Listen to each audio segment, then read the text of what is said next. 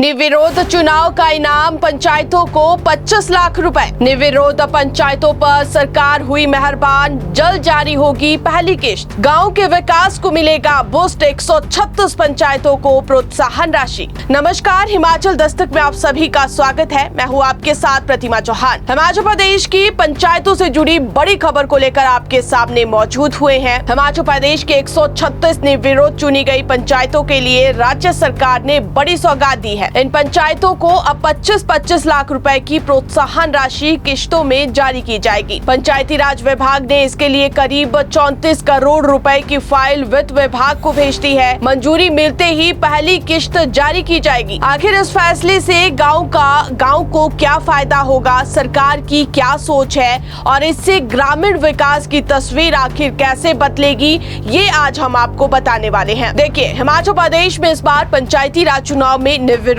चुनी गई 136 पंचायतों को सरकार प्रोत्साहन राशि देने जा रही है। पहले जहां प्रत्येक पंचायत को 15 लाख रुपए मिलते थे, वहीं अब ये राशि बढ़ाकर 25 लाख रुपए कर दी गई है।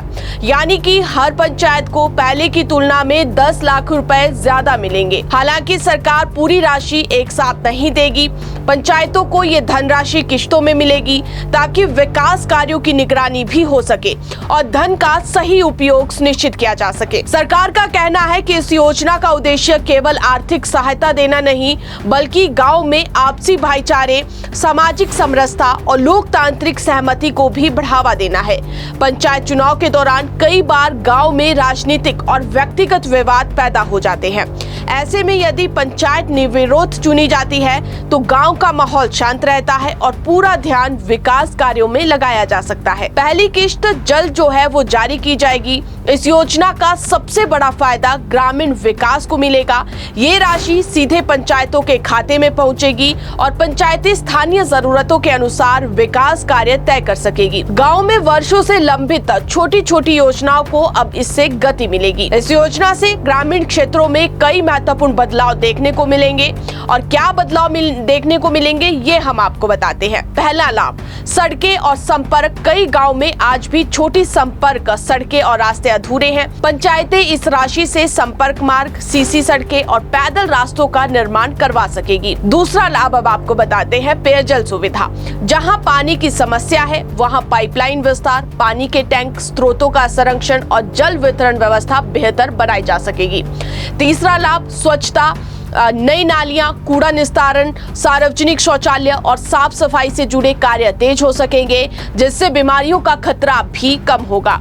चौथा लाभ क्या होगा, देखिए, स्ट्रीट लाइटें। ग्रामीण क्षेत्रों में एलईडी स्ट्रीट लाइट लगने से रात के समय सुरक्षा बढ़ेगी और लोगों को आवाजाही में भी सुविधा मिलेगी।